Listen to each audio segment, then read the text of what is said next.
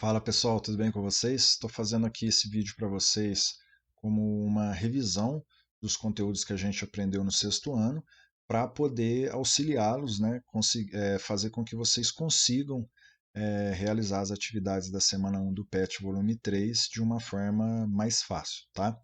Então a primeira coisa que eu quero revisar com vocês aqui é a parte de fração. Então uma fração, eu escolhi uma bem simples aqui, 3 quartos.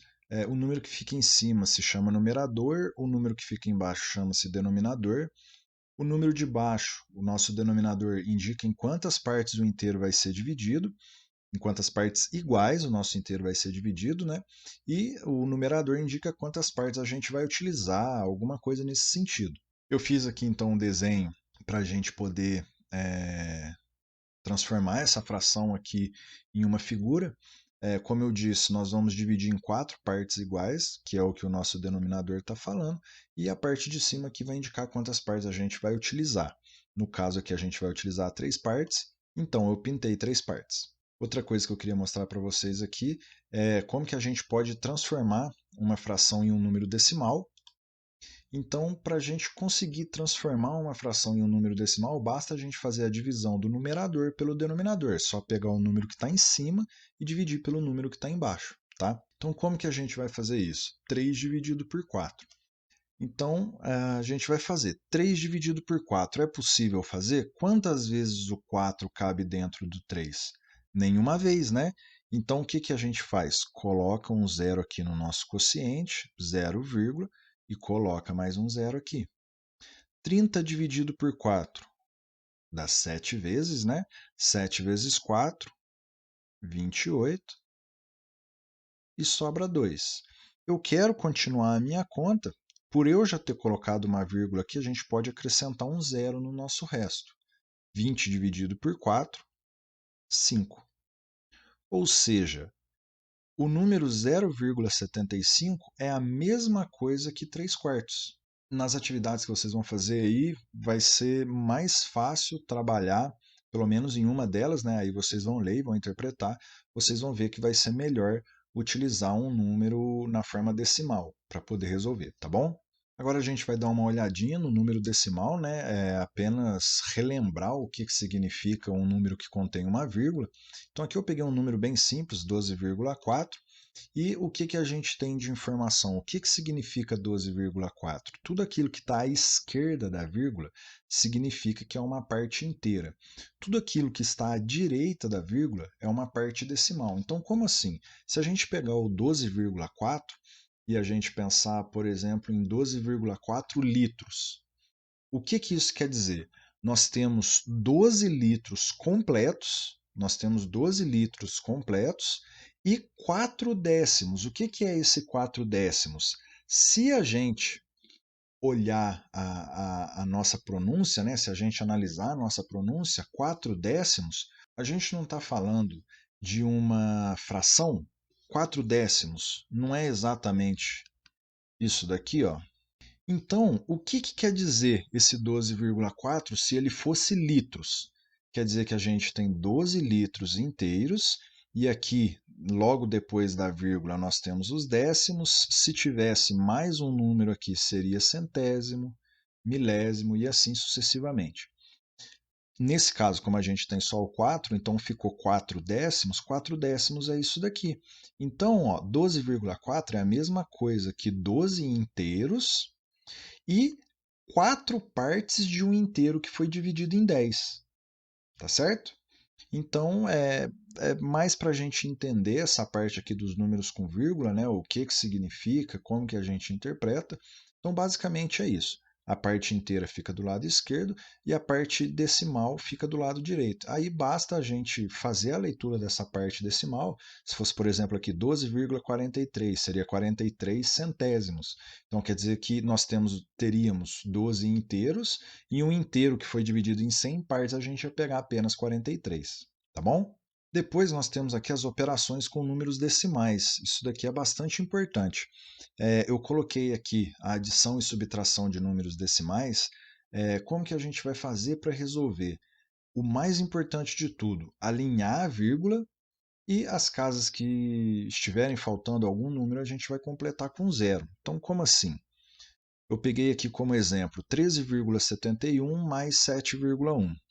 Se a gente fosse armar a nossa conta para poder fazer o cálculo, nós vamos colocar normal aqui, né, 13,75, e o 7,1 eu vou alinhar pela vírgula. E aí o que, que ia acontecer? Ia ficar 5 aqui, né, do 75 e nenhum número aqui embaixo dele, porque o 1 ia estar alinhado com o 7. Né? Esse 1 aqui estaria alinhado com o 7. Então o que, que acontece? A gente completa com 0. Completar com 0 não tem problema. E aí a gente faz o cálculo normal. Então fica 5 mais 0, 5, 7 mais 1, 8. Essa vírgula que nós vamos abaixar, 3 mais 7, 10, sobe 1, e 1 mais 1, 2, resulta em 20,85. A gente pode também, no caso da subtração, 26,7 menos 12,78. Agora está faltando um número aqui em cima, né? Do 26,7, né? Faltou um zero aqui para poder ficar alinhado com o 8. Por quê? Porque a nossa vírgula tem que ficar alinhada uma com a outra. E agora a gente faz o cálculo normal. Então, 0 menos 8 não é possível da gente fazer, né? Então, a gente vai pegar emprestado aqui, com o 7 que ele vai virar 6. 10 menos 8, 2. 6 menos 7 não dá para fazer, nós vamos pegar emprestado. 16 menos 7, 9. Nós vamos abaixar a vírgula aqui agora. 5 menos 2, 3. E 2 menos 1, 1. Então, 26,7 menos 12,78 resulta em 13,92. E agora a gente vai entrar na parte de porcentagem. Eu separei aqui um probleminha bem tranquilo que eu acho que vai ficar bem fácil de vocês entenderem. Em uma sala de aula, 30% dos alunos gostam de jogar vôlei. Tá, é uma informação qualquer aqui. O que eu quero que vocês compreendam? Quando a gente tiver uma porcentagem, você pode escrever esse número como uma fração de denominador 100. Então, o que quer dizer isso daqui? O que é essa fração, 30 centésimos? A gente pode imaginar o seguinte: se na sala tivesse 100 alunos, 30 deles gostariam de vôlei. Quer dizer que na sala, então, tem que ter 100 pessoas? Não. A porcentagem ela pode ser tanto com números maiores do que 100 quanto menores do que 100. Só a gente sempre vai fazer a porcentagem com um denominador igual a 100, mas não quer dizer que de fato existem 100 pessoas, 100 entrevistados, enfim. Na resolução aqui vocês vão entender a hora que eu fizer. Então, sabendo que a sala possui 40 alunos, quantos alunos gostam de jogar vôlei? Então vamos pensar aqui agora. A gente quer saber o quê? Quanto é 30% de 40? Conforme eu falei para vocês, quando a gente fala 30% dos alunos gostam de jogar vôlei, não quer dizer que tem 100 alunos. Nesse caso aqui, tem 40, né?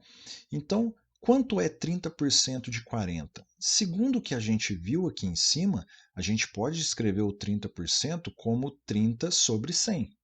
Então, ficou 30 por 100 de 40.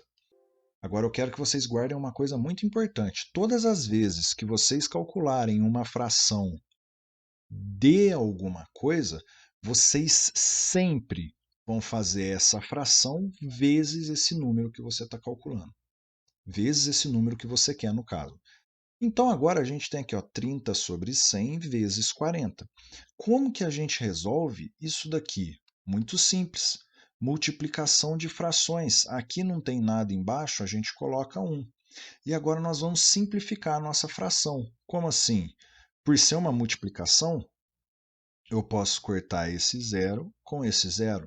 Eu posso cortar este outro zero aqui com este zero que está aqui em cima. Logo, sobrou para a gente o que aqui? 3 vezes 4, né? Vou colocar aqui na frente. 3 vezes 4. E aqui embaixo ficou 1 e 1. Multiplicação de fração, numerador com numerador, denominador com denominador.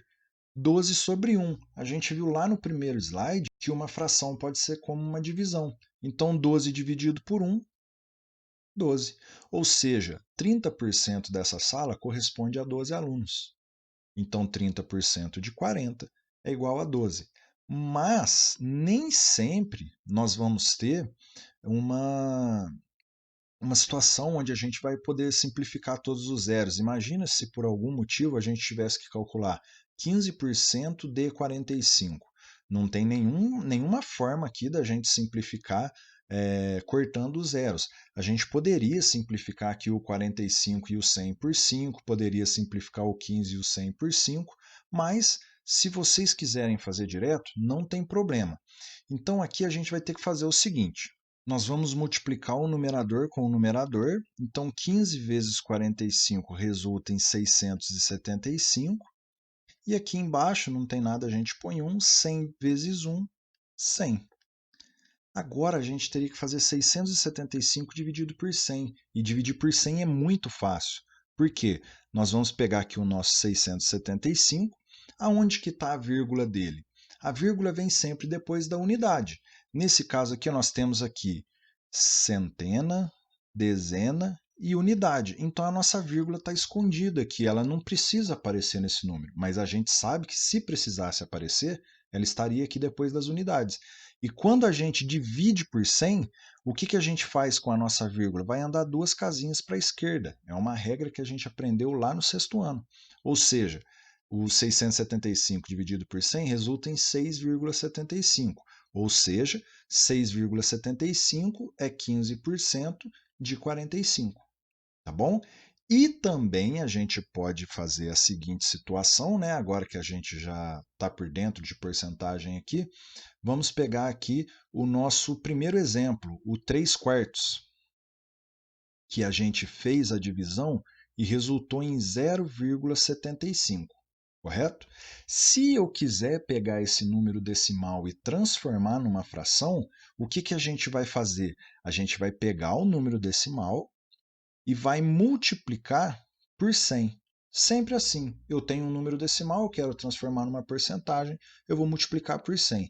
Se dividindo por 100 eu peguei a minha vírgula e andei 2 casas para a esquerda, quando eu multiplicar por 100, eu vou andar 2 casas para a direita. Ou seja, 0,75 vezes 100 resulta em 75, ou seja, seria 75%. Tá certo? Então, essa foi a nossa revisão das atividades. Espero tê-los ajudado de alguma forma. E na sexta-feira eu posto a correção das atividades que vocês vão fazer nessa semana 1, tá certo? Sexta-feira vai estar disponível lá no canal.